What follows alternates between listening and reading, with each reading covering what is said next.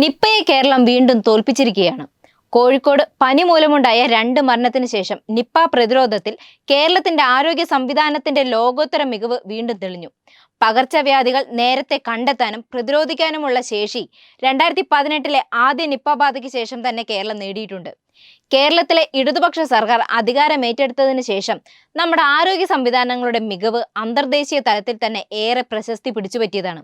അതവിടെ നിൽക്കട്ടെ, നമ്മുടെ മുഖ്യധാര മാധ്യമങ്ങൾ ഈ ഘട്ടത്തിൽ എന്താണ് പ്രചരിപ്പിക്കുന്നതെന്ന് നോക്കാം. കോഴിക്കോട് ആദ്യ മരണം റിപ്പോർട്ട് ചെയ്ത സമയം തന്നെ നിപ്പയുടെ സാന്നിധ്യം മനസ്സിലാക്കുകയും അതിവേഗം വൈറസ് വ്യാപനത്തെ മനസ്സിലാക്കുകയും ആവശ്യമായ നടപടികൾ എടുക്കുകയും രോഗികൾക്ക് ചികിത്സ ഉറപ്പാക്കുകയും ചെയ്ത് മരണനിരക്കും രോഗവ്യാപനവും തടയുകയും ചെയ്ത് നമ്മുടെ പത്രങ്ങൾക്ക് ഒരു വിഷയമേ അല്ല.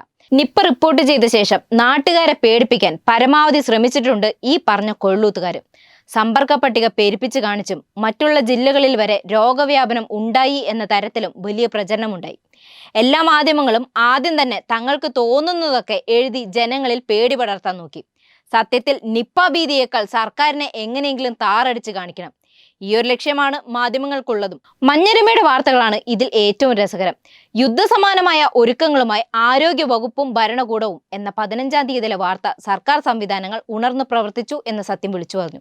പക്ഷെ 2 ദിവസം കഴിഞ്ഞപ്പോൾ അച്ചതിന്റെ മട്ടുമാറി.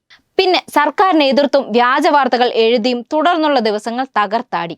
കേരളത്തിലെ വൈറോളജി ലാബിനും ആരോഗ്യമന്ത്രിക്കും പഴി. സ്രവം കൊണ്ടുപോയ വാഹനം ദേശീയ ആരോഗ്യ ദൗത്യത്തിൻ്റെതാണെന്ന് പറഞ്ഞുകൊണ്ട് അതിലും വിവാദം കൊണ്ടുവന്നു. അങ്ങനെ ഒരു കണക്കിന് നല്ല രീതിയിലുള്ള കേരളത്തിന്റെ ആരോഗ്യ സംവിധാനത്തെ അംഗീകരിക്കാൻ മനോരമ ഒരുക്കമല്ലെന്ന് തെളിഞ്ഞു തുടങ്ങി. ഇന്ന് മനോരമയുടെ എഡിറ്റോറിയൽ ഒന്ന് ശ്രദ്ധിക്കണം. പരാതിയോട് പരാതിയാണ് ഈ ലേഖനത്തിൽ. സർക്കാർ സംവിധാനം മുഴുവൻ തകർന്നു പോയെന്നാണ് വിലാപം.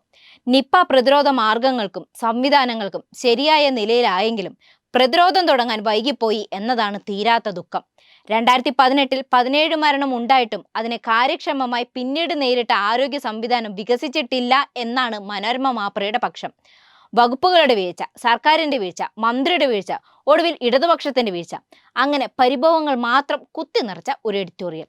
മനോരമ പടച്ചുവിടുന്ന അശാസ്ത്രീയത ഒരു സാധാരണ സംഭവം ആയതിനാൽ ബോധമുള്ള മലയാളികൾ അതിലൊരിക്കലും വീഴില്ല. നിങ്ങൾ ഇനി എത്ര കണ്ട് തെറ്റിദ്ധാരണ പ്രചരിപ്പിക്കാൻ ശ്രമിച്ചാലും കേരളത്തിന്റെ ആരോഗ്യ സംവിധാനത്തിന്റെ കരുത്തിന് കോട്ടം തട്ടാൻ മനോരമയ്ക്കെന്നല്ല ഒരു മാപ്രകൾക്ക് സാധിക്കില്ല. കേരളം അതിന്റെ ആരോഗ്യ സംവിധാനത്തിലെ കരുത്തുകൊണ്ട് ലോകത്തിനു മുന്നിൽ മാതൃകയായി തന്നെ നിൽക്കും.